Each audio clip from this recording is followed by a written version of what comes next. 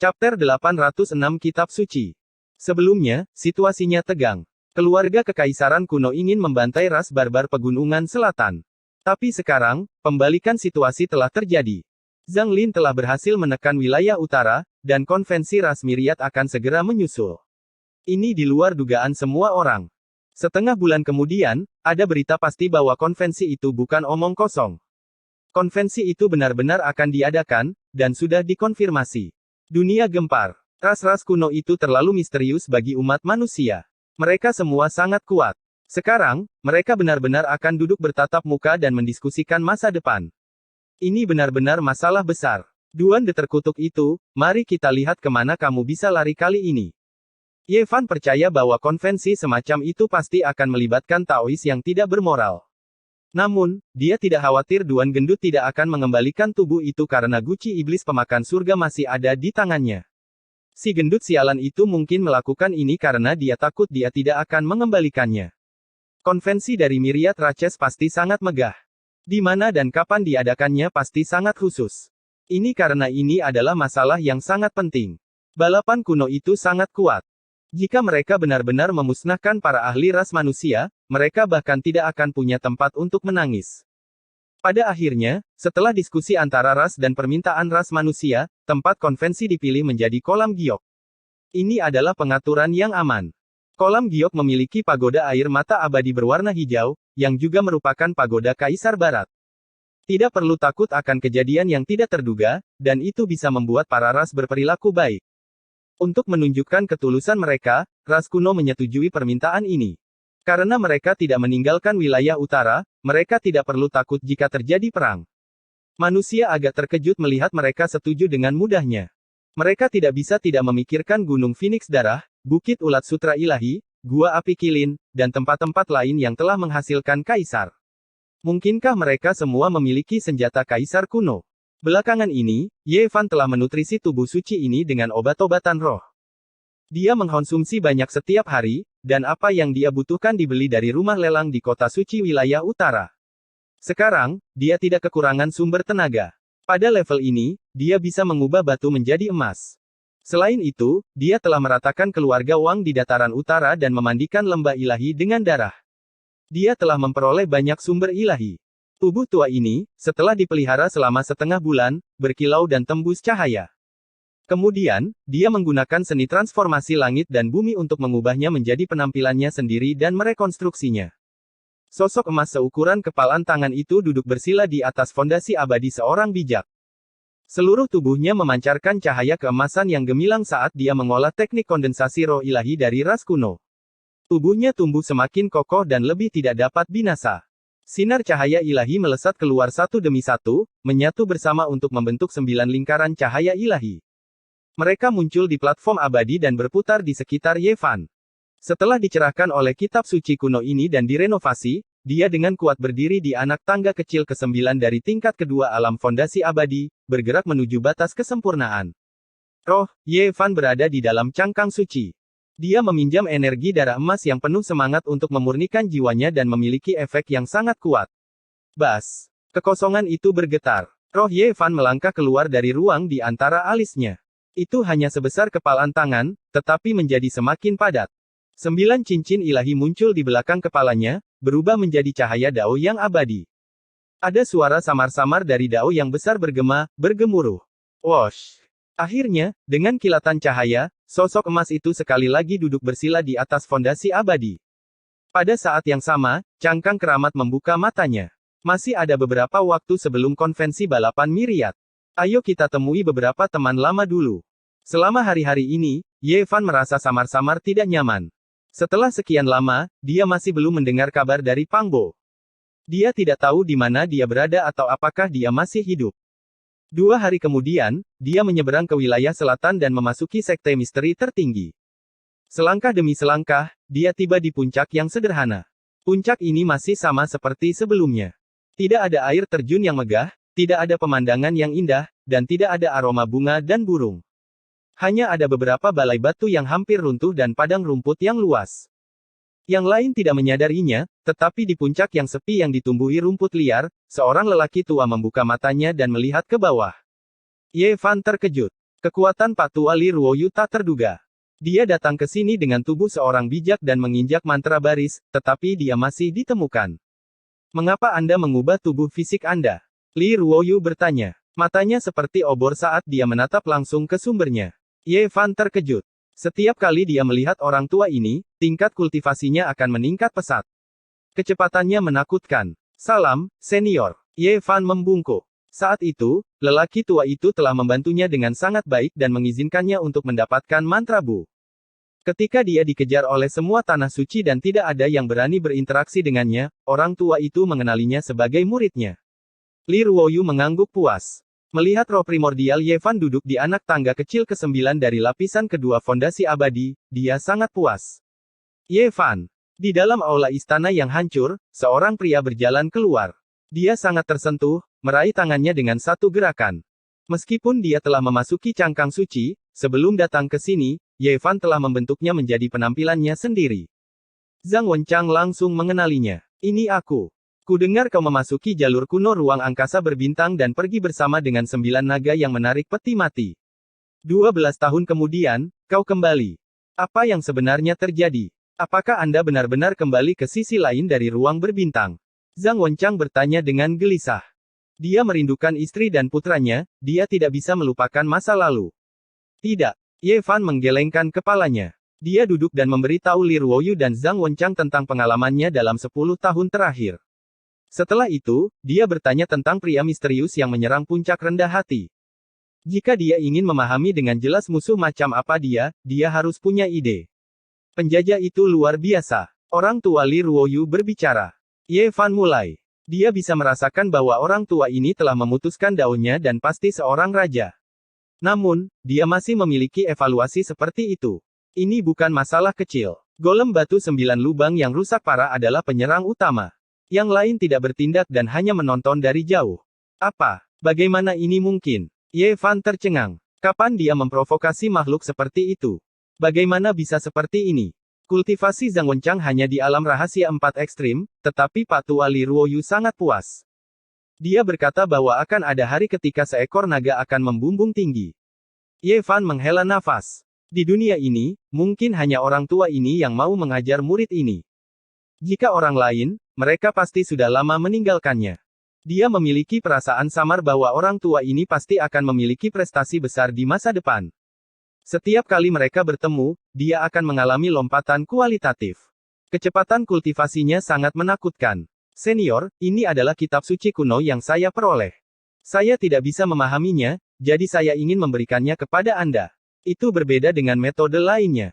Kitab ini berbicara tentang bunga, burung, ikan, dan serangga, yang berdiri terpisah dari urusan duniawi.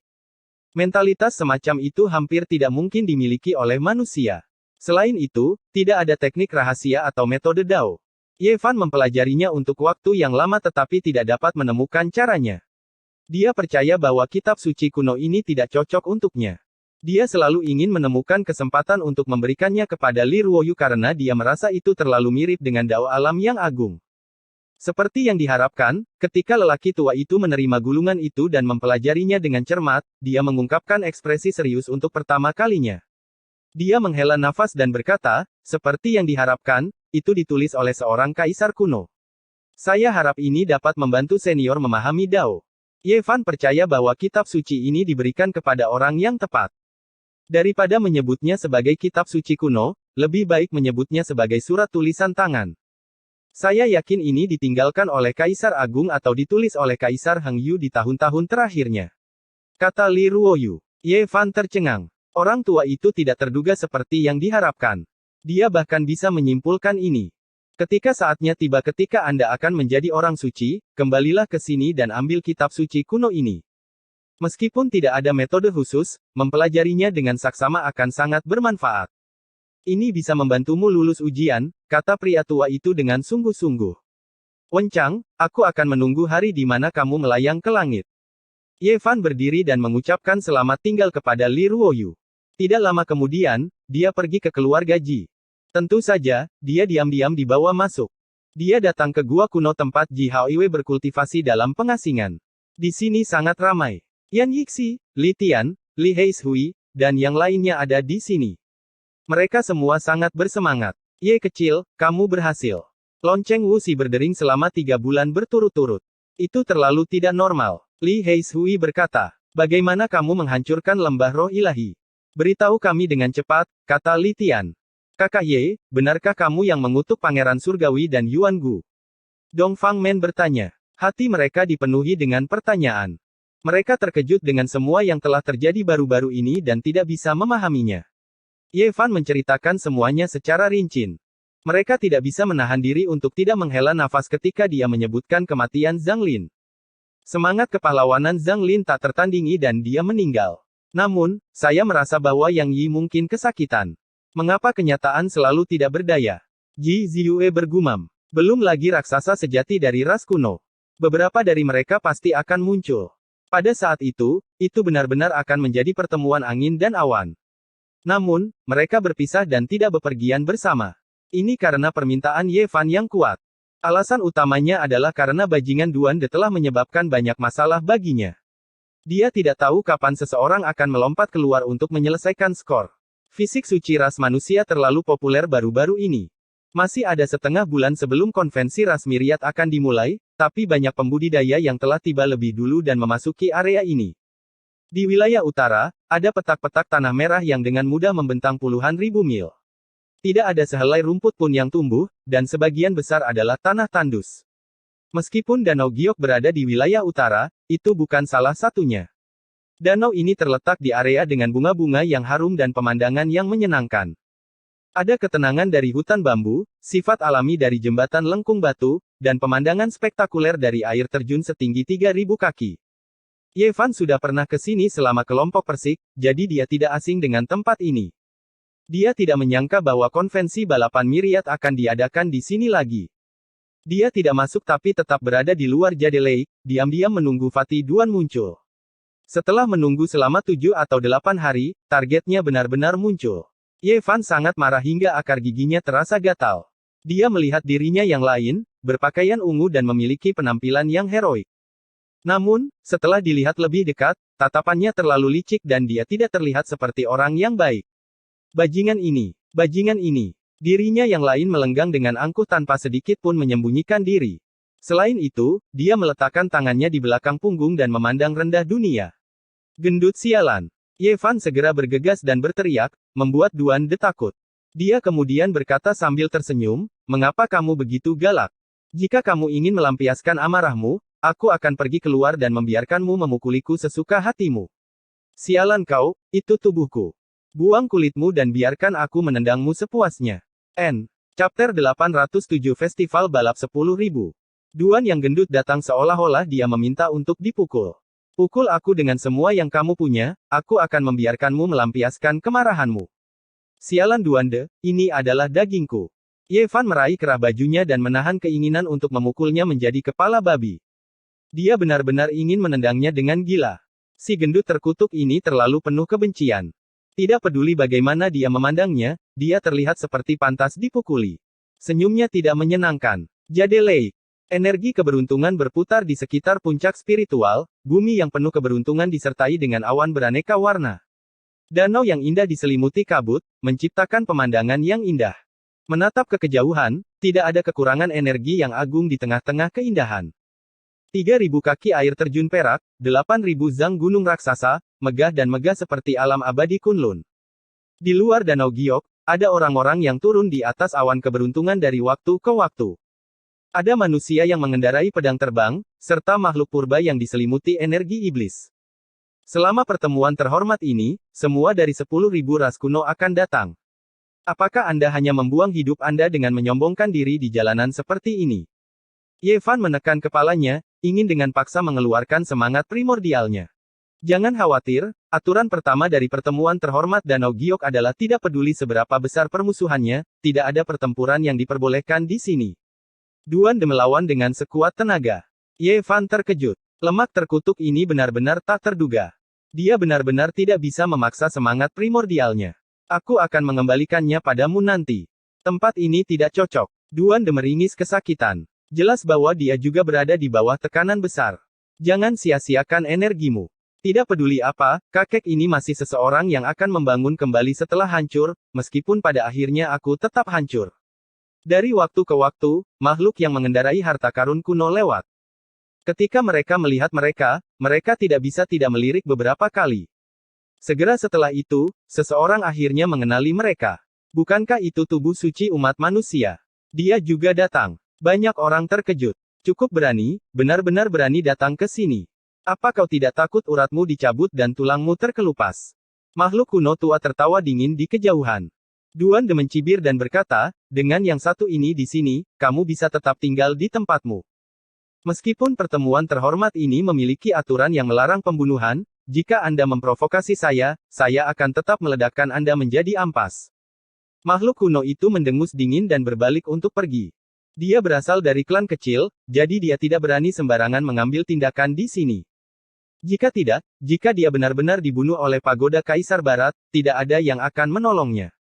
Karena, dia sudah berada di puncak tingkat kedua dari fondasi keabadian. Begitu, roh, dan cangkangnya menyatu, dia pasti akan menarik kesengsaraan surgawi tertinggi. Benar-benar tidak cocok baginya untuk melakukan hal itu di Danau Giok. Ini juga merupakan alasan mengapa dia memiliki kepercayaan diri untuk memasuki kolam giok. Bahkan ketika menghadapi para leluhur, dia berani memicu hukuman guntur dan membiarkan mereka menderita kesengsaraan besar para orang suci. Saya katakan, anak nakal, Anda harus jujur. Guci iblis pemakan surga ada padamu, jadi untuk apa aku menunjukkan kekuatanku? Kapan kamu akan mengembalikannya padaku? Duan yang gendut berkata dengan tegas. Mereka berjalan ke kolam giok berdampingan. Ye Fan tidak memperhatikannya lagi. Dia hanya merasa bahwa jika dia benar-benar harus melalui kesengsaraan surgawi, dia akan menyerang bajingan ini sampai asap putih keluar darinya. Kau tidak mengatakan, berbagai ras dari alam abadi kuno tertinggi semuanya memiliki kepribadian mereka sendiri. Lihatlah di sana, ada seseorang dengan kepala anjing, tubuh manusia, dan sepasang sayap dewa putih bersih di punggungnya. Bahkan ada lingkaran cahaya ilahi di sekelilingnya, sungguh menarik. Duan De berkomentar, diamlah untukku. Jika Anda berani mengucapkan sepatah kata pun, saya akan menutup mulut Anda. Ye Fan berbicara, bajingan ini benar-benar berani menggunakan tubuh dagingnya untuk menarik kebencian di sini. Dia benar-benar meminta untuk dipukuli. Kalau begitu, ayo kita berpisah. Kamu berjalan di jalanmu dan aku akan berjalan di jalanku. Jangan saling menghalangi pandangan satu sama lain. Duan De ragu-ragu. Setelah itu, dia menatap sosok yang menyerupai dewa iblis saat dia berbicara, apa asal-usul orang ini? Dia sangat ganas dan memiliki 4 kepala dan 8 lengan. Saya yakin tidak akan mudah untuk membantai dia. Jelas sekali bahwa makhluk purba di depan mereka mendengar kata-kata mereka. Rambut hitamnya tebal, dan mengenakan baju besi klan raja. Itu adalah benda ilahi yang bermartabat, matanya setajam cahaya pedang.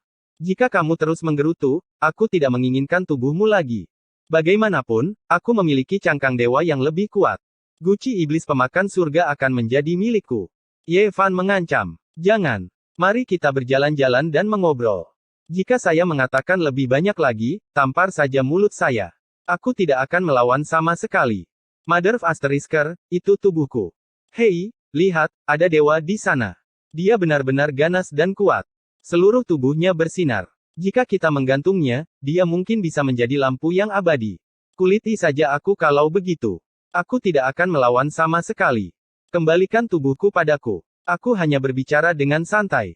Hei, lihat, ada penguasa yang tak tertandingi di sana. Dia memiliki 9 kepala wanita cantik, namun dia memiliki tubuh burung phoenix.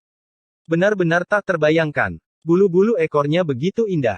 Peng. Ye Fan menutup mulutnya. Mulut bajingan ini benar-benar layak untuk diinjak-injak. Mulutnya telah mencapai puncak kesempurnaan. Mother of Asterisker, jangan tutup mulutku. Saya sebenarnya hanya ingin mengatakan bahwa kipas yang terbuat dari bulu burung phoenix sungguh tak ternilai harganya. Saya pernah menggali makam orang suci sebelumnya, tetapi sayangnya, seorang senior telah mengunjungi dan hanya menemukan prasasti batu kipas yang berharga. Sayang sekali. Duan gendut itu seperti babi mati yang tidak takut dengan air mendidih. Masih ada beberapa hari lagi sebelum pertemuan klan Myriad akan dimulai, tetapi banyak kultivator telah tiba di kolam giok. Ras-ras berdiri dalam jumlah besar dan penampilan mereka semua berbeda. Banyak dari makhluk-makhluk itu seperti dewa dan iblis, sangat menakutkan.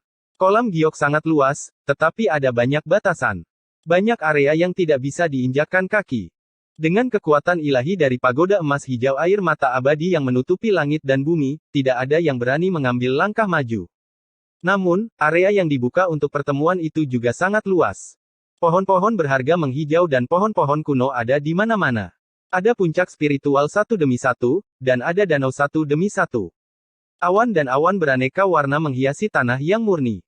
Daerah itu cukup luas, hanya untuk menghindari konflik dari bentrokan antar ras yang berbeda. Dang! Lonceng ilahi berbunyi dengan cara yang panjang dan berlarut-larut. Banyak master sekte ras manusia dan makhluk purba yang keluar untuk menyambut mereka. Seorang master gua dari gua ke-13 gua api kilin telah tiba. Identitas semacam ini tidak harus dihormati. Ini adalah ras yang telah menghasilkan kaisar-kaisar kuno. Mereka sangat kuat selama tahun-tahun kuno, dan ada periode ketika mereka menguasai dunia. Puluhan ribu ras menghormati mereka, dan tidak ada seorang pun yang tidak takut pada mereka. Mereka telah memusnahkan banyak ras besar yang tidak mematuhi perintah mereka.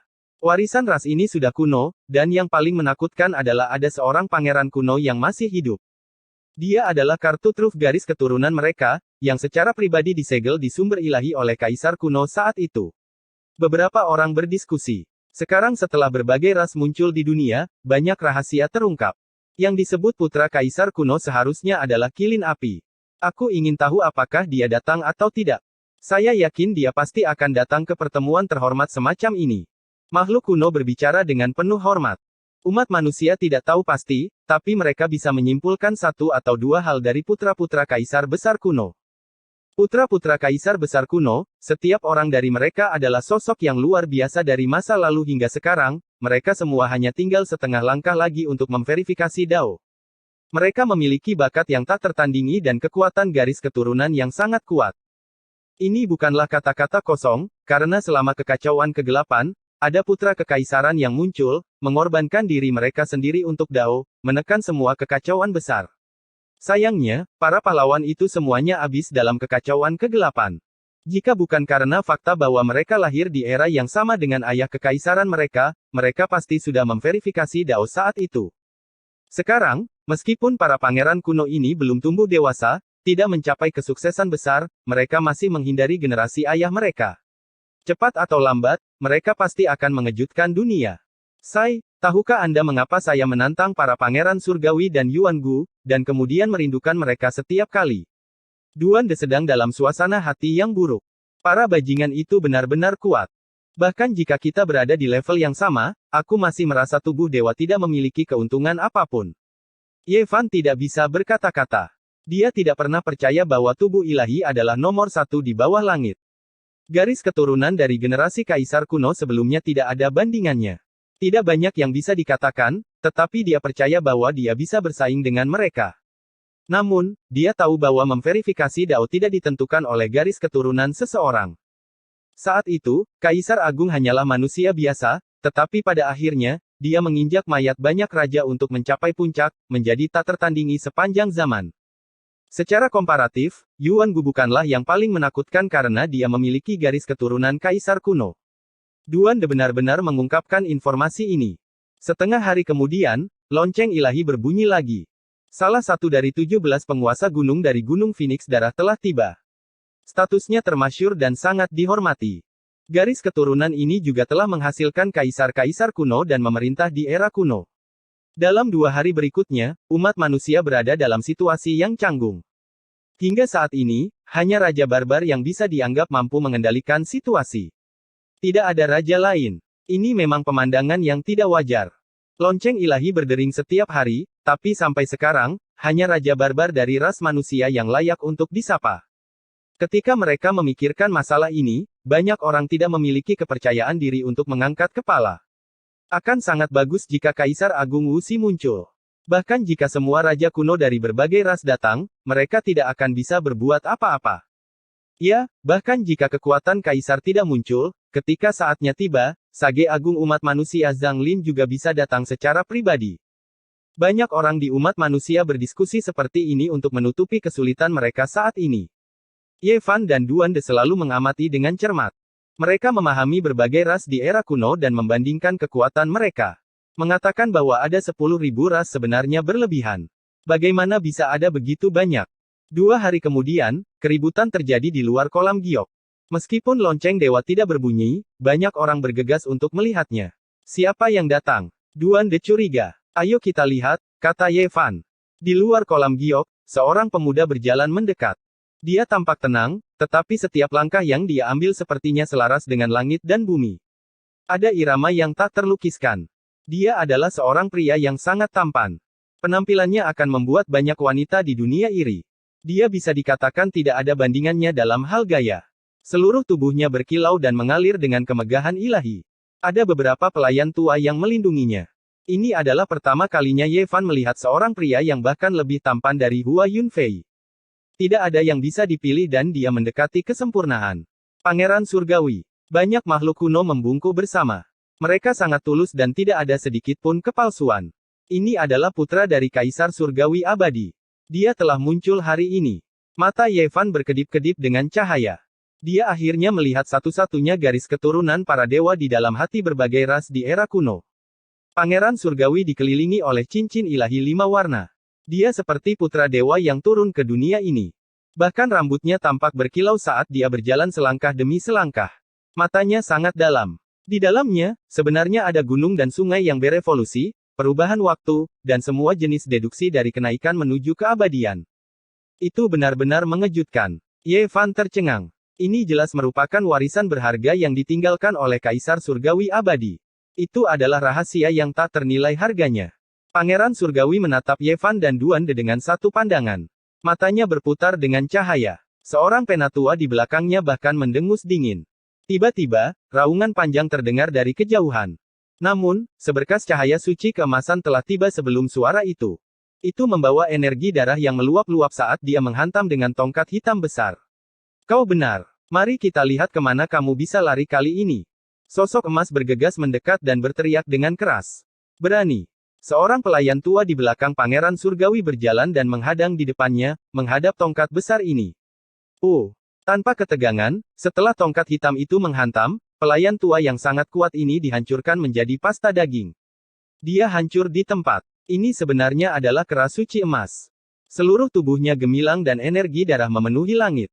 Ia menghadap ke langit dan meraung dengan kekuatan yang tak tertandingi. Ye Fan sangat gembira. Kera itu tidak terluka dan benar-benar tiba hari ini. Yang lainnya menjadi pucat pasi karena ketakutan. Putra Kaisar pertarungan telah tiba. Statusnya tinggi, dan dia datang untuk Pangeran Surgawi. Tidak ada yang bisa dibandingkan dengannya. Chapter 808 Orang Suci Petarung yang Kuat. Setelah beberapa bulan, monyet itu muncul di dunia ini lagi. Dia tidak mengalami bencana besar. Dia berdiri di sana dengan tongkat emas hitam besar di tangannya, tampak sangat heroik.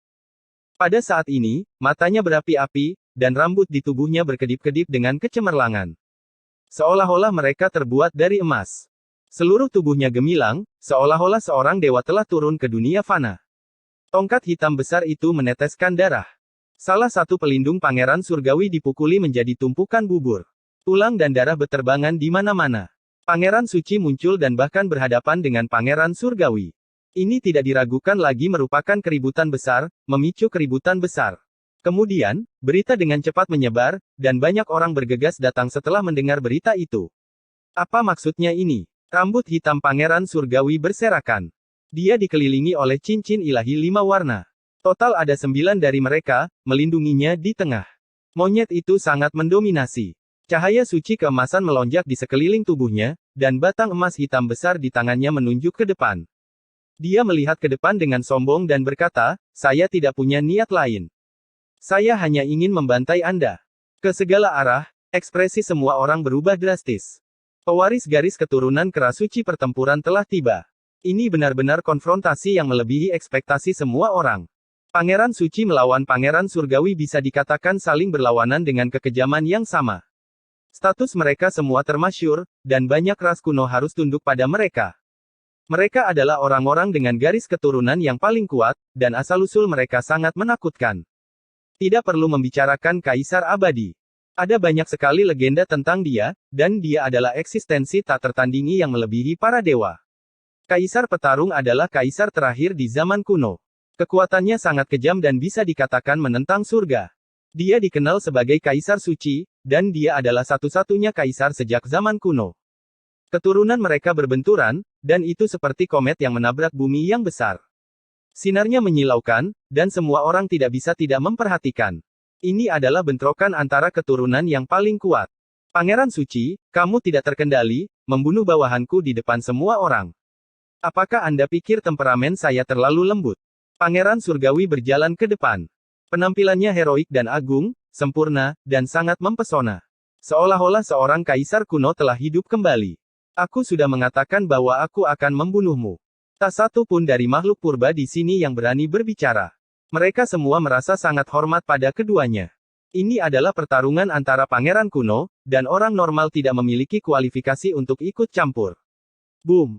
Gada hitam di tangan monyet itu terayun ke bawah, meneteskan darah.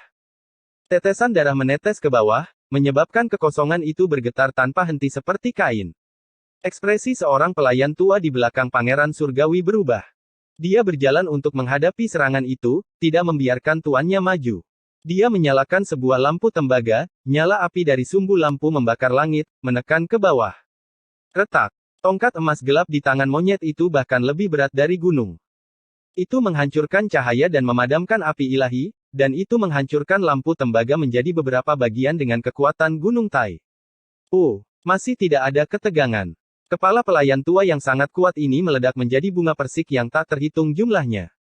Bahkan roh primordialnya tidak bisa melarikan diri, hancur dalam dagingnya. Aku telah menjadi raja. Seorang pelayan di belakang Pangeran Surgawi berseru. Dia dengan cepat bergegas maju dan berdiri di depan Pangeran Surgawi, menghalangi serangan monyet itu. Dentang. Pelayan tua ini memegang gada tanduk naga yang melepaskan serangkaian cahaya merah. Seekor naga merah terbang dan bertabrakan dengan gada besar itu, melepaskan gelombang suara dao. Semua jenis cahaya keberuntungan dan warna keberuntungan bersinar dengan cemerlang. Ini adalah konfrontasi antara raja-raja. Orang-orang di belakang merasa ngeri, mereka semua dengan cepat mundur. Seorang ahli tingkat ini jarang terlihat di umat manusia, membuat banyak master sekte menghirup udara dingin. Pertempuran besar itu berlangsung cepat dan intens. Monyet itu seperti kaisar pertempuran, menginjak-injak langit dan bumi, tongkat besar menyapu, gagah berani di bawah langit, mengacungkan dunia. Dang! Percikan api terbang ke segala arah antara batang logam dan gada tanduk naga. Untaian demi untaian energi keberuntungan dihancurkan, cahaya keberuntungan tersebar. Jejak dao yang besar hancur berantakan. Kekuatan monyet itu menekan semua arah, meledakkan pelayan tua ini sampai dia terbatuk-batuk dan mundur. Benar-benar layak menjadi putra Kaisar Suci, yang terkenal dengan kehebatan bertarungnya, mengintimidasi dunia. Dia melukaiku ketika dia baru saja pada tahap awal memutuskan dao. Dada pelayan tua ini naik dan turun dengan intens, seluruh tubuhnya berputar-putar dengan cahaya. Dia sangat terkejut. Bagus. Yevan dengan tulus bahagia untuk monyet itu. Ekspresi Pangeran Surgawi akhirnya berubah. Dia juga terjebak dalam ujian ini, tidak berhasil memutuskan dao bahkan sampai sekarang. Jika dia menghadapi monyet tadi, kemungkinan besar akan menjadi bencana.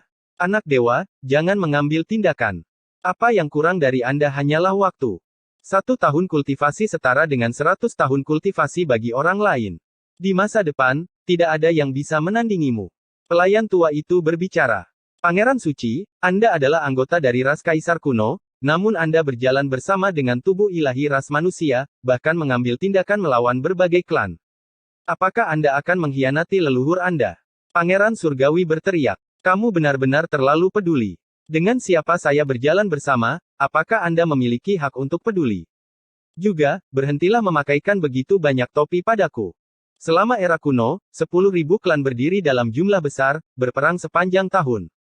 Darah mengalir seperti sungai di bumi besar yang buas, dan mengenai berapa banyak klan yang dimusnahkan, tidak ada yang bisa mengatakan dengan pasti. Saya belum pernah mendengar bahwa 10.000 klan adalah satu keluarga, semuanya mendominasi selama ribuan tahun. Selain itu, umat manusia juga merupakan cabang dari 10.000 klan. Terlepas dari apakah saya berjalan bersama dengan tubuh ilahi ras manusia atau pewaris Gunung Phoenix Darah, tidak banyak perbedaan. Monyet itu juga sangat tajam.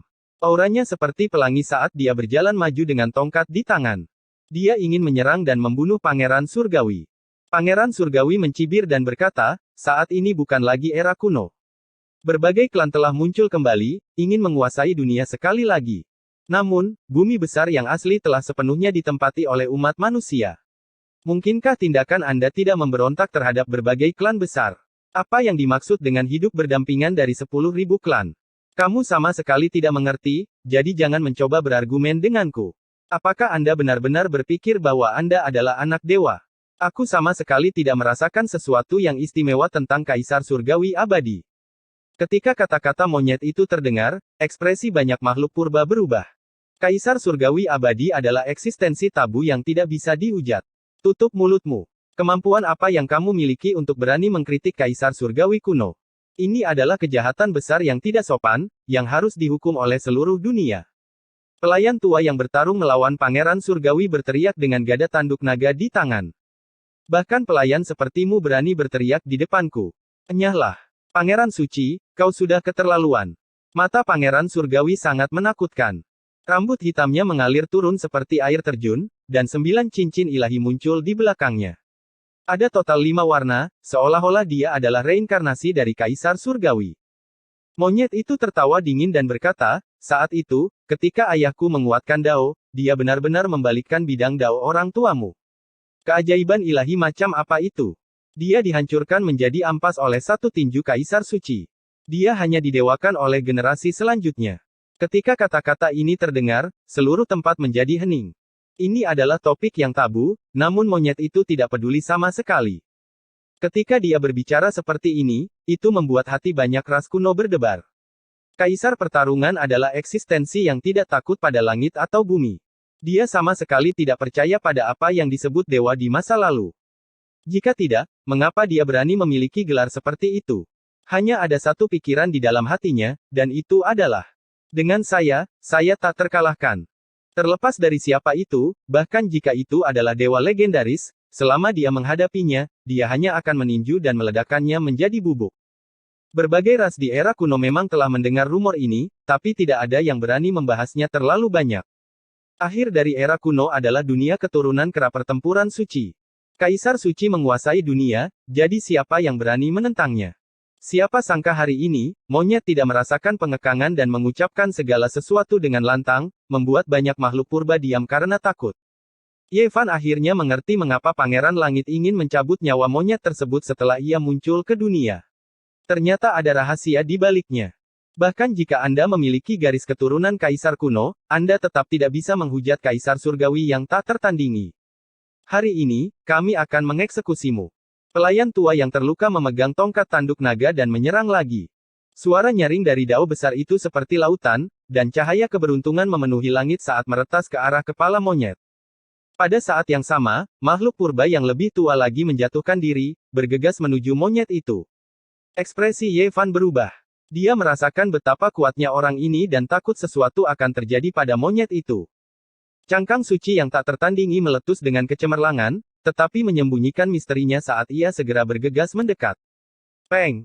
Di saat yang sama, tongkat monyet itu juga menghancurkan gada tanduk naga menjadi beberapa lusin bagian, menyebabkan lengan pelayan tua itu terbelah dan jatuh. Di sekitarnya, terlepas dari apakah itu makhluk purba atau manusia, mereka semua terguncang tak tertandingi. Namun, tidak ada satu orang pun yang berani melangkah maju. Dendam antara putra kaisar kuno adalah sesuatu yang mereka tidak ingin terlibat di dalamnya. Di medan perang, Yevan dan monyet itu berdiri bahu-membahu. Duande juga berjalan dengan langkah besar, dan kemudian mereka maju bersama seperti tiga dewa perang. Energi darah emas saling terkait. Pangeran Suci, jadi bagaimana jika Anda telah memutuskan dao Anda? Apakah Anda benar-benar berpikir saya tidak bisa melakukan apa-apa untuk Anda? Suara Pangeran Surgawi itu dingin. 9 cincin ilahi di belakang kepalanya dengan cepat membesar dan melepaskan gelombang fluktuasi yang menakutkan. Anak ilahi, tenangkan amarahmu dan jangan memaksa mengambil tindakan. Bakatmu adalah nomor satu sepanjang masa, dan ketika kamu berhasil memutuskan daomu, tidak ada seorang pun di generasi yang sama yang bisa menandingimu. Anda akan menjadi eksistensi seperti Kaisar Langit. Silakan masuk ke kolam giok, kami akan menghadapinya. Pelindungnya berbicara. Sombong yang tak tahu malu. Monyet itu meludah dengan dingin dan berkata, saat itu, penyesalan terbesar ayahku adalah bahwa dia tidak dilahirkan di era yang sama dengan Kaisar Surgawi yang abadi dan tidak bisa meledakkannya menjadi ampas. Sekarang kamu dan aku berada di era yang sama, sangat cocok bagiku untuk berurusan denganmu dan memenuhi keinginan ayahku yang dulu. Kata-kata ini bisa dikatakan sangat memalukan dan tidak berbakti, tetapi tidak ada satu pun dari makhluk purba di sekitarnya yang berani mengatakan apapun. Mereka semua berpura-pura tidak mendengar apapun.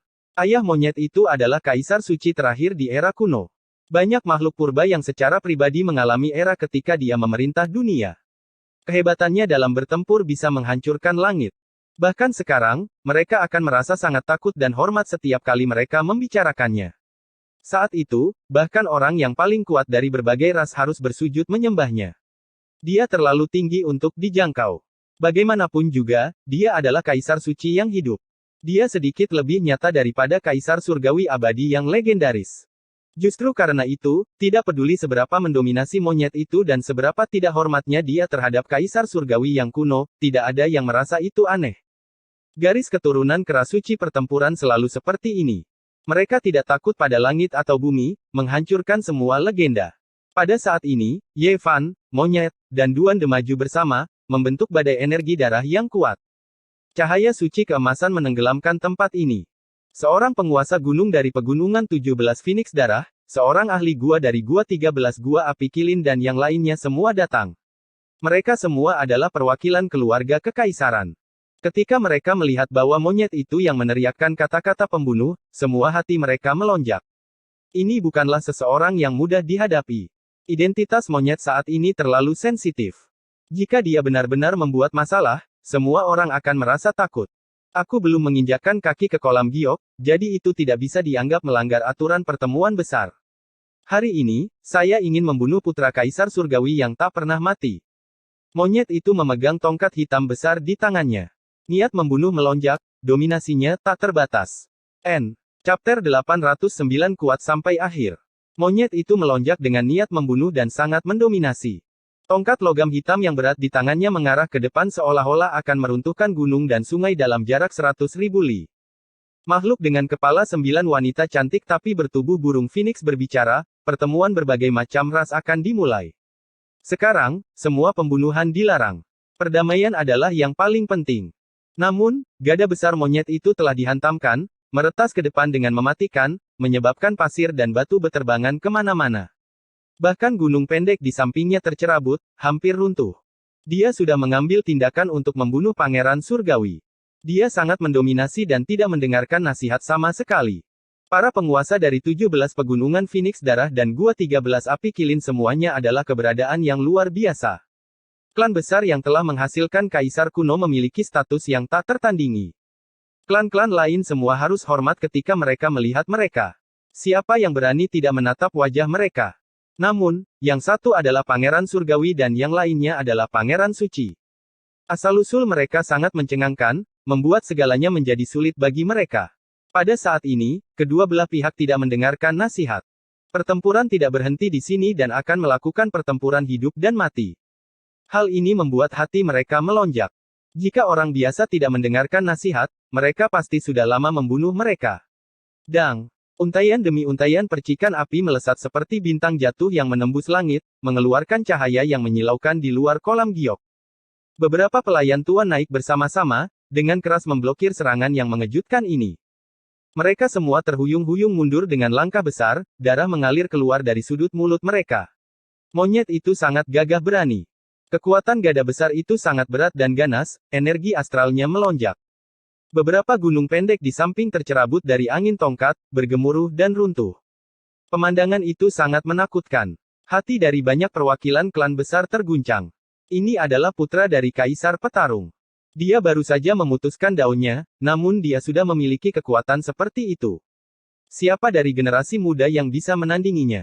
Pangeran, tolong tenangkan amarah Anda. Tidak peduli dendam macam apa yang Anda miliki, Anda dapat mendiskusikannya secara rinci di kolam giok. Tidak perlu membuat keributan besar di sini. Makhluk kuno yang sudah agak tua berbicara. Sekarang, bahkan klan kekaisaran dari Bukit Ulat Sutra Ilahi dan Danau Primordial tidak dapat ikut campur dalam perselisihan antara kedua pangeran. Itu karena tidak satu pun dari mereka adalah karakter yang sederhana. Adapun monyet itu, dia juga bukan orang yang bisa dianggap remeh. Hal ini terutama terjadi belakangan ini. Semua orang mewaspadainya dan tidak berani menyinggung perasaannya. Karena suara Buddha dari gurun barat, Buddha petarung yang berjaya dari Gunung Meru masih hidup, dan kemungkinan besar dia adalah pamannya. Hal ini membuat berbagai klan kekaisaran merasa seolah-olah ada batu besar yang membebani hati mereka. Adik dari kaisar pertempuran telah menghindari era kakaknya dan hidup sampai hari ini. Mungkin dia bisa membuktikan daunnya di masa depan. Ini adalah pencegah yang hebat. Sebelumnya, ketika mereka mendengar bahwa monyet telah direncanakan oleh beberapa ras kuno, mereka tidak terlalu memikirkannya. Tetapi sekarang, segalanya berbeda. Siapa yang berani memainkan trik apapun? Tidak ada yang berani mempersulitnya lagi. Jika itu adalah orang lain yang menyebabkan masalah sebelum dimulainya pertemuan agung, mereka pasti sudah lama dilenyapkan. Namun, kedua orang ini masing-masing lebih kejam daripada yang lain. Bahkan berbagai keluarga kerajaan tidak berani menyentuh mereka. Pada akhirnya, dua ras besar yang telah mengirimkan kaisar kuno muncul, menghalangi di antara mereka. Baru setelah itu perang berhenti. Orang-orang dari Gunung Phoenix Darah dan Gua Api Kilin berdiri, menghentikan mereka, tidak membiarkan mereka mendekat. Ini bisa dianggap sebagai penjelasan kepada orang-orang di belakang kedua pangeran, tidak membiarkan mereka bertarung sampai mati. Monyet itu sangat pantang menyerah, tidak ingin berhenti sama sekali. Dia mengutuk Pangeran Surgawi di depan wajah semua orang. Sebelumnya, Pangeran Surgawi telah bergabung dengan beberapa ahli untuk mengejarnya. Masalah ini tidak bisa dibiarkan berakhir di sini. Pangeran Suci, apa yang Anda rencanakan? Makhluk kuno yang sudah tua bertanya. Monyet itu bersikeras untuk membunuh Pangeran Surgawi, tidak mau menyerah. Pertempuran ras keras suci sangat mendominasi. Setelah dikejar selama setengah tahun, perutnya penuh dengan kemarahan. Ini memang masalah serius. Sebagai putra kaisar pertempuran, dia dikejar-kejar oleh beberapa pelayan. Ini adalah penghujatan terhadap kaisar kuno. Garis keturunan Divine Silkworm Reach yang tidak pernah berbicara selama ini menonjol dan berbicara seperti ini. Status mereka dihormati, dan mereka memainkan peran penting dalam puluhan ribu ras. Tidak jauh dari sana, ekspresi Pangeran Surgawi segera berubah, tapi dia tidak mengatakan apapun. Ada ras hebat yang berdiri di sisi monyet, dan ini bukan pertanda baik. Memang, tanpa penjelasan yang tepat, ini tidak bisa dibenarkan. Individu ras raja kuno lainnya mengangguk setuju. Semuanya adalah kesalahan kita. Kami seharusnya tidak bertindak sendiri, seharusnya tidak menunjukkan permusuhan terhadap Pangeran Suci, dan terlebih lagi seharusnya tidak membuat semua orang mengejarnya. Pelayan tua ini bersedia menggunakan kematian untuk menebus kejahatan kita. Pelayan tua di belakang Pangeran Surgawi tampak menonjol. Memang. Sebagai pelayan, mereka berani membunuh putra tunggal kaisar petarung. Mereka benar-benar telah melewati batas dan harus dihukum. Orang-orang dari Bukit Ulat Sutra Ilahi mengangguk dan berkata, cukup banyak ekspresi orang yang berubah. Ini jelas berdiri di sisi monyet. Namun, mereka tidak menekan terlalu keras, hanya ingin mengeksekusi para pelayan tua ini. Mereka tidak benar-benar menunjuk ke arah Pangeran Surgawi. Kami akan menggunakan kematian untuk meminta pengampunan dari Pangeran Suci. Ketiga pelayan tua ini cukup tegas, secara langsung menghancurkan roh primordial mereka sendiri di tempat. Ruang di antara alis mereka terbelah, mengakhiri hidup mereka sendiri di tempat. Mata Pangeran Surgawi sangat menyeramkan. Wajahnya segera menjadi pucat, matanya melepaskan dua garis cahaya yang menakutkan. Jika Anda tidak yakin, maka keluarlah dan bertarunglah dengan saya. Monyet itu masih mendominasi, menggunakan gada emas hitam untuk menekan maju. Baiklah, mari kita akhiri di sini. Mereka yang ingin membunuh putra Kaisar Suci tanpa alasan memang harus dihukum, tapi tidak perlu membiarkan keributan menyebar. Orang-orang Gua Api Kilin berbicara, dan beberapa klan besar lainnya mengikuti. Pada saat ini, banyak makhluk purba yang diam karena ketakutan. Ini benar-benar pertempuran antara para dewa, dan mereka tidak berani terlibat. Perairannya terlalu dalam, dan mungkin melibatkan beberapa klan besar yang saling berlawanan dan bersekutu. Monyet itu datang, memukuli dua orang sampai mati dengan tongkatnya sendiri, dan kemudian memaksa tiga orang sampai mati. 5 pelindung Pangeran Surgawi semuanya terbunuh, membuat banyak orang menggigil ketakutan. Mereka bisa merasakan betapa kuatnya dia. Bagi Pangeran Surgawi, ini tidak diragukan lagi merupakan tamparan di wajahnya. Ini terutama terjadi ketika 3 orang di belakangnya dipaksa mati di depan semua orang, membuat buku-buku jarinya menjadi hijau. Tidak ada yang berani membahas hal ini, dan beberapa orang merasakan hawa dingin menjalar di hati mereka. Meskipun hari ini adalah konfrontasi antara Kaisar Suci dan Pangeran Surgawi, itu masih mengungkapkan beberapa masalah dengan klan Kaisar. Monyet itu tidak terus mengejar masalah ini. Dia tahu bahwa sudah cukup. Tidak akan baik jika masalah ini berlanjut lebih jauh. Tubuh suci umat manusia dan monyet berjalan bersama, menarik perhatian banyak orang. Namun, mereka tidak berani mengatakan terlalu banyak. Sebelumnya, mereka sudah berani mengutuk Pangeran Surgawi sebagai telur dan Yuan Gu sebagai semangka. Sekarang mereka berkumpul bersama, itu tidak bisa lebih normal lagi. Mereka sama-sama tidak taat hukum dan tidak terkendali. Konfrontasi kali ini berakhir dengan kemenangan besar sang monyet, dan wajah Pangeran Langit menjadi pucat. Setiap orang memiliki keseimbangan di dalam hati mereka, memikirkan bagaimana mereka akan menghadapi keduanya di masa depan. Semua orang mengatakan bahwa bakat Pangeran Surgawi adalah nomor satu sejak zaman kuno. 1 tahun kultivasi setara dengan 100 tahun kultivasi bagi orang lain. Begitu dia berhasil memutuskan daunnya, dia pasti akan menjadi gila dan membalas dendam. Ras kera suci pertempuran sama langkahnya dengan bulu phoenix dan tanduk unicorn. Selama zaman keemasan era kuno, hanya ada 3-5 di antaranya. Namun, masing-masing dari mereka sangat menantang. Dengan populasi yang sedikit, mereka mampu menjadi bagian dari klan Kaisar dan menguasai dunia. Apakah Anda berpikir bahwa bakat putra tunggal Kaisar Surgawi akan buruk? Masih ada beberapa hari sebelum pertemuan besar akan dimulai. Berbagai klan sedang mendiskusikan hal ini secara pribadi, tapi tidak ada yang berani berpihak pada mereka. Ini adalah era yang hebat, dan garis keturunan Kaisar kuno seperti singa ilahi yang tidak aktif. Mereka semua telah datang ke era ini dan semuanya akan terbangun. Tidak hanya mereka berdua, ada juga Huang Sudao, Fire Qilin, dan yang lainnya. Sulit untuk mengatakan siapa yang lebih kuat dan siapa yang lebih lemah. Aroma anggrek salju tercium di udara. Kelopaknya beterbangan seperti salju, menciptakan hamparan putih bersih. Ini adalah hutan kuno, semuanya adalah pohon anggrek salju yang tinggi dan kuat, mengeluarkan aroma yang kuat. Di antara dedaunan hijau menggantung bunga giok berwarna salju, menyegarkan pikiran. Ye Fan, monyet, dan Duan De duduk mengelilingi meja batu di bawah pohon kuno, minum sepuasnya. Tidak lama kemudian, Li Tian dan Li Heishui menemukan tempat ini dan bergabung. Saudara kera itu perkasa. Saudara kera mendominasi. Beberapa dari mereka merasa sangat senang, terutama Li Heishui yang sangat membenci Pangeran Surgawi. Dia pernah diburu sampai pada titik di mana hidupnya lebih buruk daripada kematian. Jika bukan karena monyet di masa lalu, dia pasti sudah lama mati. Yang mulia, ras Anda bahkan tidak memiliki 10 orang pada puncaknya. Bagaimana Anda bereproduksi? Li Tian sangat prihatin dengan peristiwa kehidupan semacam ini dan selalu mempelajarinya. Duan De juga berkata sambil tersenyum, Yang mulia, di mana gunung suci ras Anda? Kapan Anda akan membawa kami untuk melihatnya? Saya sangat menghormati Kaisar Pertempuran. Monyet itu adalah orang yang sentimental. Dia menepuk pundaknya dan berkata, akan ada kesempatan. Aku akan membawamu ke sana di masa depan. Duan gendut, kamu sangat jahat. Saya pikir Anda sedang memikirkan tentang pemakaman kera pertempuran suci, bukan? Ye Fan buru-buru menghentikan monyet itu dan menyuruhnya tutup mulut. Bagaimana Anda bisa meragukan karakter saya? Saya hanya ingin menguji keanggunan tertinggi dari Kaisar Pertarungan. Duan De berkata dengan ekspresi yang benar. Ekspresi monyet itu tidak baik, tetapi pada akhirnya, dia menuangkan secangkir anggur untuk Duan De dan berkata, aku akan membawamu ke tambang kuno asal di masa depan. Bantu aku mengeluarkan sesuatu. Jangan terlalu kejam. Duan De menggelengkan kepalanya dan langsung menolak. Maafkan aku. Saya tidak berdaya. Banyak orang dari berbagai ras telah datang selama beberapa hari terakhir ini, dan lonceng ilahi berdering setiap hari. Mereka semua adalah makhluk dengan identitas yang termasyhur dan pantas untuk disambut oleh semua orang.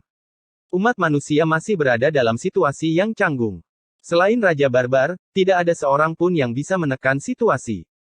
Pada hari ini, ada keributan lain di luar kolam giok. Yuan Gu, yang lahir di Gunung Iblis di Danau Primordial, telah muncul. Dia adalah keturunan lain dari seorang kaisar kuno. Seperti yang diharapkan, Yuan Gu dan Pangeran Langit berjalan bersama. Setelah memasuki kolam giok, mereka berjalan berdampingan dan menghadapi Ye Fan dan monyet dari kejauhan. Ini Yuan Gu. Ye Fan memandang dengan dingin. Ini adalah seorang pemuda jangkung yang sangat berotot. Rambut hitamnya mencapai pinggangnya, dan kulitnya berwarna perunggu. Ada kabut iblis yang tersisa di sekitar tubuhnya, memberikan perasaan yang sangat menindas. Matanya sangat istimewa. Ada matahari hitam di mata kirinya, dan bulan darah di mata kanannya. Dia tampak seperti iblis yang tak tertandingi, dan orang biasa tidak berani menatapnya secara langsung. Dia bisa menelan roh-roh purba manusia. Dia berdiri di sana dengan tenang seperti gunung iblis hitam. Tubuh fisiknya sepertinya bisa menghancurkan langit dan bumi, membuat orang gemetar ketakutan. Begitu dia muncul, dia menghadapi Ye Fan dan monyet itu, menyebabkan keributan besar. Banyak pembudidaya bergegas mendekat dan menyaksikan dari jauh. Lelucon yang luar biasa. Konvensi 1000 ras akan segera dimulai, dan ras manusia hanya mengirim seorang raja barbar. Tidak banyak orang yang bisa muncul. Banyak pembudidaya manusia yang hadir marah, tetapi mereka tidak berani mengatakan apapun. Ini memang fakta. Secara relatif, umat manusia benar-benar tidak memiliki ahli yang bisa menghalangi orang lain. N. Chapter 810 Fengshen Bangzhen Wilayah Utara. Kau Yuan Gu, semangka itu. Apa kau akan mati jika kau tidak berpura-pura menjadi orang suci? Aku sudah lama ingin membunuhmu. Kenapa kau berkeliaran selama ini? Kemarilah dan terima kematianmu. Duan De menantang sambil menunjuk hidungnya. Li Tian dan Li Heishui tahu bahwa dia palsu dan segera memutar mata mereka. Namun, Ye Fan tidak menghentikannya dan membiarkannya melakukannya.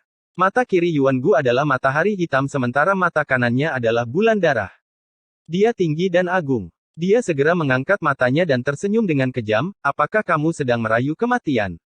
Kau semangka, datanglah padaku. Aku akan membunuhmu dalam 10 jurus. Duan De membual tanpa malu-malu.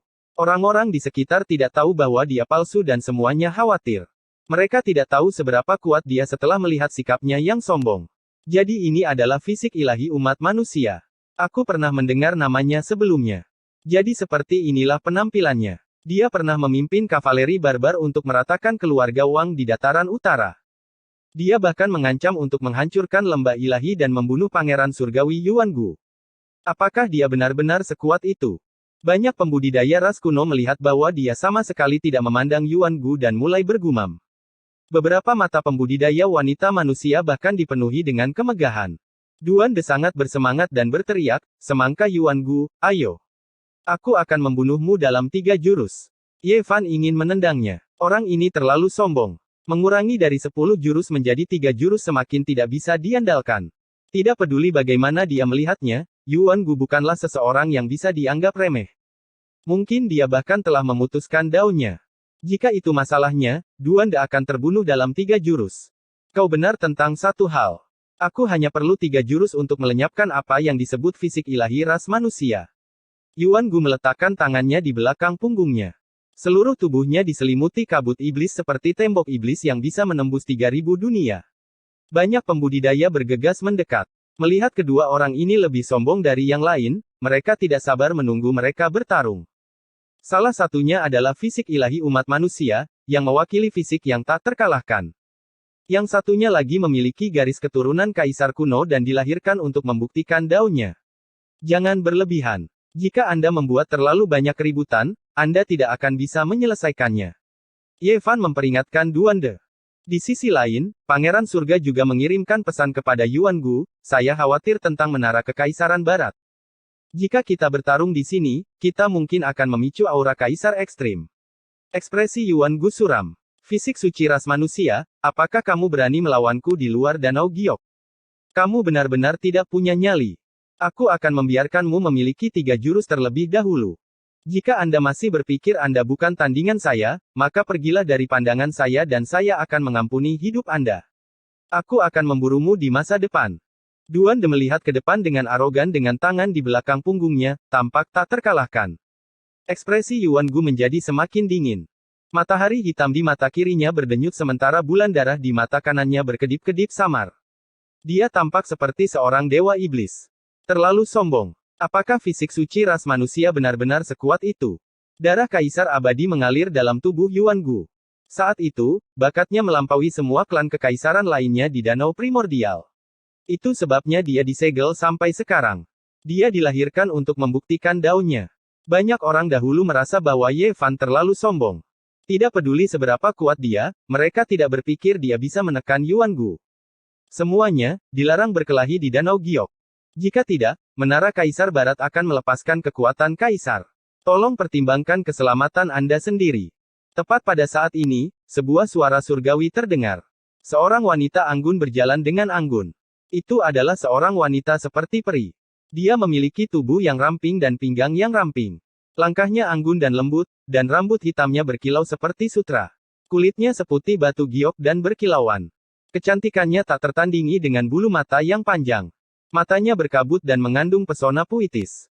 Dewi Danau Giok telah datang dan menunjukkan wajah aslinya.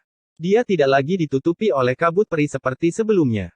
Pada saat ini, dia anggun dan cerdas. Konfrontasi yang menegangkan telah diselesaikan karena dia bergegas untuk menyampaikan pesan. Sebelum konvensi ras Myriad dimulai, para ras bisa duduk dan berbicara.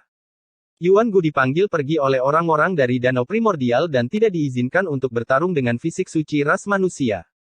Bertemu kembali dengan pendeta Danau Giok setelah lebih dari 10 tahun, meskipun itu bukan pertemuan pertama mereka. Ye Fan masih tertegun. Ini adalah wanita seperti peri sungguhan. Dia benar-benar cantik luar biasa, sebanding dengan Yi Qingwu. Li Tian, seolah-olah dia telah disuntik dengan darah ayam, bergerak maju dan membuka kipas lipatnya untuk memperkenalkan dirinya. Dia mengatakan bahwa dia adalah pemimpin sebuah sekte dan terus berusaha mendekatinya. Ye Fan tidak bisa berkata-kata. Dia mengambil langkah maju dan mencengkeram lehernya, menekannya dengan cangkang suci. The Jade Lake Saintes tertegun. Kemudian, matanya bergerak, menyebabkan mutiara ilahi kehilangan warnanya dan tanah murni yang indah itu meredup. Dia tersenyum dan berbalik untuk pergi. Sial, si gendut ini perlu dihajar. Datang dan beri dia pelajaran bersama, kata Ye Fan. Li Tian adalah orang pertama yang merespons, dan yang lainnya juga maju. Aku hanya bersikap baik. Karena kamu tidak mau, lain kali aku akan lebih berhati-hati, teriak Duan De. Tidak, aku tidak bisa membiarkan bajingan sepertimu memasuki tubuhku lagi. Jika kamu tidak keluar, aku akan mengambil guci iblis pemakan surga dan menaklukkanmu. Ye Fan mengancam. Duan De menggerutu dan memintanya untuk mengembalikan guci iblis itu terlebih dahulu. Aku tidak bisa mengembalikan toples itu padamu terlebih dahulu. Sekarang setelah tidak ada manusia suci ras manusia yang muncul, kemungkinan besar kita akan membutuhkan cangkang suci ini untuk mengintimidasi mereka, kata Ye Fan. Tubuh suci ini asli dan hanya tidak memiliki hukum ilahi dan kekuatan magis. Jika seseorang mencoba menyelidikinya, mereka pasti akan ketahuan. Jika guci iblis pemakan surga disimpan di dalam cangkang suci, kekuatan sihir orang lain akan benar-benar lenyap. Tidak ada yang bisa menguji jurang maut ini. Pada akhirnya, di tempat yang tidak berpenghuni, Ye Fan mengembalikan sebagian kecil roh primordialnya ke tubuhnya. Dia tidak berani menuangkan semuanya, takut dia akan menarik kesengsaraan surgawi. Sementara itu, separuh lainnya terus tinggal di cangkang suci, bersiap untuk muncul sebagai orang suci bila diperlukan. Sebelum pertemuan terhormat dimulai, berbagai ras telah duduk untuk berdiskusi. Kemana Ye Fan dan yang lainnya pergi? Ini adalah aula yang megah. Jelas, ada pola dao spasial yang diukir di dalamnya, dan tidak akan menjadi masalah baginya untuk menampung sebanyak mungkin orang yang diinginkannya. Ada berbagai macam makhluk di sini, dan banyak dari mereka memiliki berbagai macam bentuk dan ukuran. Sangat berisik, dan mereka bertengkar tanpa henti. Tanah yang ditempati oleh umat manusia terlalu luas, namun ras yang lemah telah menguasai seluruh tanah. Sudah waktunya untuk mengembalikan tanah ini kepada kita. Di dalam aula besar, semua jenis suara dapat didengar, dan mereka berdebat terus-menerus. Sampai-sampai banyak ras besar bahkan mulai membagi wilayah mereka, ingin membagi berbagai tanah secara merata. Selama tahun-tahun kuno, ras manusia hanya menempati sudut terpencil, dan bahkan mempertahankan diri pun menjadi masalah. Mereka adalah makanan di mulut banyak ras yang kuat. Seorang raja ras tertentu sangat mendominasi, mengucapkan kata-kata yang berlebihan di depan semua orang, merasa aman dalam dukungan mereka. Benar, saat itu, ketika semua ras berdiri berdampingan, para raja bersaing untuk mendapatkan supremasi, ras manusia terkadang mencari ras yang kuat untuk melindungi dan melekatkan diri mereka. Ini tidak lebih dari sebuah ras kecil yang tidak bisa mencapai puncak. Era saat ini sudah bukan lagi era kuno, sekarang ini adalah dunia ras manusia. Ye Fan masuk, tubuh aslinya di depan, cangkang suci di belakangnya. Namun, dia tidak melepaskan tekanan dari seorang suci. Ini benar-benar bukan zaman kuno lagi, tapi sekarang, ras kita semua telah terbangun. Tidak ada yang bisa seperti sebelumnya. Makhluk kuno yang sudah tua tertawa dengan dingin. Mereka mengatakan bahwa ini adalah pertemuan terhormat dari semua ras, bersiap untuk duduk dan bernegosiasi, tetapi berbagai ras yang kuat sama sekali tidak menempatkan ras manusia di mata mereka, memandang rendah mereka dari atas. Di ujung dunia yang jauh, di puncak hitam yang megah, sejenis aura yang tidak biasa menyebar. Di wilayah tengah Eastern Wasteland, tebing suci yang dekat dengan wilayah utara diwarnai hitam dan merah oleh darah seorang dewa yang sukses besar. Sekarang, mayatnya masih berada di dalam peti mati besar di puncak gunung. Pada saat ini, sebuah gulungan kuno emas yang disegel di tebing suci melepaskan cahaya cemerlang. Gulungan itu beterbangan, tiba-tiba mengendur. Ini adalah gulungan yang sangat indah yang terlihat seperti terbuat dari emas. Gulungan ini disempurnakan oleh Kaisar Agung Wuxi di masa lalu, dan telah menjaga tebing ini selama lebih dari 100.000 tahun. Tepat pada saat ini, gulungan itu bergetar hebat, mengeluarkan suara hualala. Itu sebenarnya akan terbang ke langit, dan seluruh gunung hitam mulai bergetar karenanya. Pada akhirnya, cahaya yang berkobar-kobar melesat ke langit, dan akhirnya jatuh. Itu sangat agung dan luas, sehingga mustahil bagi orang lain untuk melihatnya secara langsung. Mereka harus bersujud di hadapannya. Di dalam Danau Giok, berbagai ras berdebat tentang bagaimana membagi wilayah mereka. Mereka sama sekali tidak memandang umat manusia, dan sikap mereka sangat tinggi. Seolah-olah mereka meremehkan ras bawahan kecil. Sejak Ye Fan memasuki istana, Yuan Gu dan yang lainnya di kejauhan sudah memperhatikannya. Bagi dia untuk mengucapkan kata-kata seperti itu dalam situasi seperti ini tidak diragukan lagi sangat mengejutkan. Segera, dia menarik perhatian puluhan ribu orang, dan semua orang menoleh. Saya hanya ingin mengatakan bahwa tidak peduli seberapa kuatnya seorang kaisar agung, dia tidak bisa hidup lebih dari 100.000 tahun kecuali dia sudah menjadi abadi. Aura kepahlawanan Pangeran Surgawi sangat luar biasa, dan penampilannya hampir sempurna. 9 lingkaran cahaya ilahi muncul di belakangnya, membuatnya terlihat seperti dewa. Matanya sangat dalam saat dia menatap dengan jijik pada para pahlawan di istana. Siapa di antara kalian para manusia yang bisa membuktikan bahwa makhluk abadi itu ada di dunia ini? Ayahku meninggalkan sebuah tanda yang membuatku bisa memahami beberapa misteri langit. Saya pernah tidur di gunung kerajaan kuno selama bertahun-tahun yang tak terhitung jumlahnya, dan saya dapat dengan jelas memberitahu Anda bahwa Wu Xi telah meninggal dalam meditasi 80.000 tahun yang lalu. Meskipun saya masih bingung saat itu, saya tahu apa yang telah terjadi. Dia meninggal di atas panggung Dao. Aura semacam itu mengguncang dunia dan bahkan bisa menghancurkan langit. Itu pasti seorang kaisar agung yang telah berubah menjadi abu. Kata-kata Pangeran Surgawi mengejutkan banyak orang. Istana benar-benar hening, dan semua orang tercengang. Umat manusia, hati kalian dipenuhi dengan ketakutan, jadi kalian menggunakan metode licik untuk menghancurkan ras kerajaan besar dari era kuno tertinggi. Anda ingin menggunakan ini untuk menekan ras lain. Angan-angan seperti itu. Pangeran Surgawi mencibir, karena saya tahu betul bahwa Wu Xi sudah mati. Semua pembudidaya manusia merasakan kedinginan di hati mereka, dan banyak yang mulai berteriak. Omong kosong, kamu bahkan belum lahir saat itu, jadi apa yang bisa kamu rasakan? Makam ayahmu diduduki oleh Kaisar Agung Wu Xi. Kamu memendam kebencian di dalam hatimu dan memfitnah reputasi tertingginya. Bagaimana mungkin Kaisar Agung Wu Xi bisa mati? Dia adalah orang yang mengirim orang untuk membunuh lembah keilahian. Sementara itu, pikiran dari berbagai ras kuno diaduk-aduk. Banyak dari mereka yang bersemangat dan bertanya dengan keras. Yang mulia, apakah ini benar? Apakah Wu Xi benar-benar berubah menjadi abu 80.000 tahun yang lalu? Istana kuno yang megah itu segera dilemparkan ke dalam kekacauan. Banyak emosi eksistensi kuno yang berfluktuasi dengan intens. Saat kata-kata ini diucapkan, kolam giok berada dalam kekacauan total. Banyak ras kuno tidak bisa menahan tawa. Di sisi lain, umat manusia, di sisi lain, murung dan sangat khawatir. Tiba-tiba, ada keributan di luar kolam giok. Kemudian, dengan cepat menyebar ke dalam. Jelas bahwa sesuatu yang besar telah terjadi. Wu Xi, Kaisar Agung Wu Xi, masih hidup.